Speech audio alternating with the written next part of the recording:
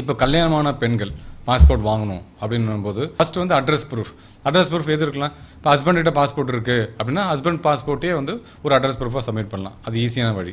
அப்படி இல்லை என்ன பண்ணுறது, ஏன்னா இப்போ தான் கல்யாணம் இருக்குது, இமீடியட்டாக எனக்கு என்ன அட்ரஸ் ப்ரூஃப் வந்து கணவர் வீட்டில் கிடைக்கும் அப்படின்னு பார்த்தீங்கன்னா பேங்க் பாஸ்புக், பேங்க் அக்கௌண்ட் கண்டிப்பாக வச்சுருப்பாங்க. அதை வந்து கணவரோட அட்ரஸ்க்கு மாற்றிட்டு அதை ஒரு ப்ரூஃபாக கொடுத்தாங்கன்னா இமீடியட்டாக நம்மளுடைய பாஸ்போர்ட்டில், அந்த பெண்களோட பாஸ்போர்ட்டில் வந்து அட்ரஸ் சேஞ்ச் பண்ணிடலாம். ரெண்டாவது வந்து ஹஸ்பண்ட் நேம் ஆட் பண்ணுறதுக்கு spouse name addition and surname change, அதாவது அப்பாவோட இனிஷியலில் வந்து சர்நேமாக வச்சுருக்கவங்க வந்து அதை மாற்றிட்டு கணவரோட பேரை மாற்றிக்கலாம். அதுக்கு என்ன வேணும், அது அனெக்ஷன் டின்னு ஒன்று இருக்குது, நோட்டரி அஃபிடவிட். அதில் என்ன பார்த்தீங்கன்னா இது surname change affidavit for the female applicant. மேல் அப்ளிகண்ட் இருக்கார், அவருக்கும் கல்யாணம் ஆகுது. அவர் எப்படி ஸ்பௌஸ் நேம் ஆட் பண்ணணும் அப்படின்னா அவர் வந்து ஏற்கனவே பாஸ்போர்ட் வச்சுருந்தாருன்னா அவர் மேரேஜ் சர்டிஃபிகேட் மட்டும் கொடுத்தா போதும். இப்போ பிறந்த குழந்தைக்கு எப்படி பாஸ்போர்ட் வாங்குறது, ஜஸ்ட் பார்ன் பேபி அவங்களுக்கு எப்படி பாஸ்போர்ட் வாங்குறது, அவங்களுக்கு வந்து பிறந்த குழந்தைக்கு இருக்க ஒரே ஒரு டாக்குமெண்ட் எதுன்னு பார்த்தீங்கன்னா பர்த் சர்டிஃபிகேட் மட்டும்தான்.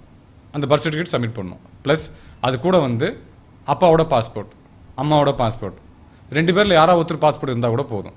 என்னோடய குழந்தைக்கு வந்து பாஸ்போர்ட் வாங்குறதுக்கு எனக்கு அந்த ஆட்சேபனும் இல்லை, அப்ஜெக்ஷனும் இல்லைன்னு சொல்கிற ஒரு அஃபிடவிட், அது ஒயிட் பேப்பர்லேயே இருந்தாலே போதும்.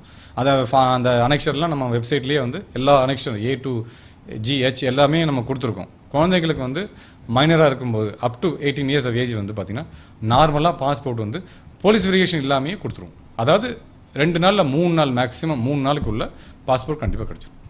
இப்போ ஹஜ் பில்கிரிமேஜ் போகிறவங்க எல்லாருமே வந்து முன்னாடிலாம் வந்து ஹஜ் பாஸ்போர்ட் தனியாக ஒரு பாஸ்போர்ட் இருந்துச்சு. அது வந்து ஷார்ட் வேலிட் பாஸ்போர்ட், 6 மாதமோ 1 வருஷம் வேலிட் பாஸ்போர்ட் தான் முன்னாடி கொடுத்துருந்தாங்க. இப்போ சவுதி அரேபியா கவர்மெண்ட் என்ன பண்ணிட்டாங்க, கண்டிப்பாக வந்து ஃபுல் வேலிட் பாஸ்போர்ட், அதாவது நார்மல் பாஸ்போர்ட் 10 வருஷம் வேலிட் பாஸ்போர்ட் இருந்தால் தான் ஹஜ்ஜிக்கு போகிறது பர்மிஷன் கொடுக்குறாங்க. ஸோ அதனால் என்ன பண்ணுறாங்க, இப்போ எல்லாருமே வந்து ஹஜ்ஜிக்கு 1 வருஷத்துக்கு முன்னாடியே நம்ம வந்து இது பேப்பர்லாம் இது கொடுக்குறோம், சொல்கிறோம் ஜனங்களுக்கு வந்து யாரெல்லாம் ஹஜ்ஜிக்கு போகிற விருப்பப்படுறாங்களோ முன்னாடியே அப்ளை பண்ணி பாஸ்போர்ட் வாங்கிக்கின்னு சொல்லிடுறோம். அவங்களுக்கு நார்மல் ப்ராசஸ். இப்போ வெளிநாட்டை, இப்போ இந்தியாவில் இருக்கவங்க ஃபாரினர் கல்யாணம் பண்ணுறதோ இல்லை ஃபாரினில் இருக்கவங்கள இந்தியன் கல்யாணம் பண்ணுறதோ ரொம்ப சகஜமான விஷயம். இப்போ எல்லாம் நிறைய பேர் கல்யாணம் பண்ணுறாங்க. அப்போ வந்து 2 விஷயம், அவங்க வந்து ஃபாரினர் நம்ம கல்யாணம் பண்ணுறாங்கன்னா யாராவது அவங்க வந்து முடிவு பண்ணணும், அவங்க வந்து அந்த நாட்டோட சிட்டிசன்ஷிப்பை வச்சுக்க போகிறாங்களா இல்லை இந்திய பிரஜையாக ஆக போகிறாங்களான்றது.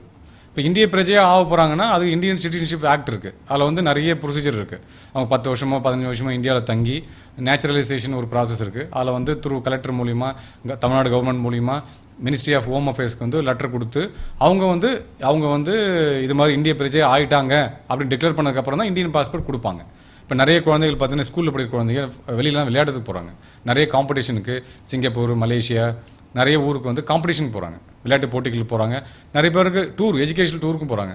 ஆனால் அவங்க பேரண்ட்ஸுக்கு பாஸ்போர்ட் இருக்காது. அவங்க என்ன பண்ணலாம், அவங்களும் அப்ளை பண்ணலாம், அவங்களுக்கு பாஸ்போர்ட் கிடைக்கும். அவங்க என்ன பண்ணணும், birth certificate plus bonafide certificate, ஸ்கூல்லேருந்து இந்த குழந்தை இந்த ஸ்கூலில் தான் படிக்குது, எந்த கிளாஸில் படிக்குது, அந்த போனஃபைட் சர்டிஃபிகேட்டு, அந்த போனஃபைட் சர்டிஃபிகேட்டில் அந்த குழந்தையோட ஃபோட்டோ ப்ளஸ் அட்ரஸ், குழந்தைய ஹாஸ்டலில் படித்தா ஹாஸ்டல் அட்ரஸ்ஸு, வீட்டில் டேஸ் கலர் இருந்தால் வீட்டோட அட்ரஸ்ஸு ப்ளஸ் பேரண்ட்ஸோட ஐடி ப்ரூஃப். பாஸ்போர்ட் இருக்காது, ஐடி ப்ரூஃப், அவங்களுக்கு ஓட்டர் ஐடி இருக்கலாம், ஆதார் இருக்கலாம், இல்லை பேங்க் பாஸ்போர்ட் இருக்கலாம், அப்பா அம்மா 2 பேரோட address proof plus annexure H இது கொடுத்தாங்கன்னா நம்ம போலீஸ் வெரிஃபிகேஷன் அனுப்புவோம். போலீஸ் வெரிஃபிகேஷன் அனுப்பிச்சு அது ஒரு 15-20 நாளுக்குள்ளே கண்டிப்பாக பாஸ்போர்ட் கிடச்சிடும்.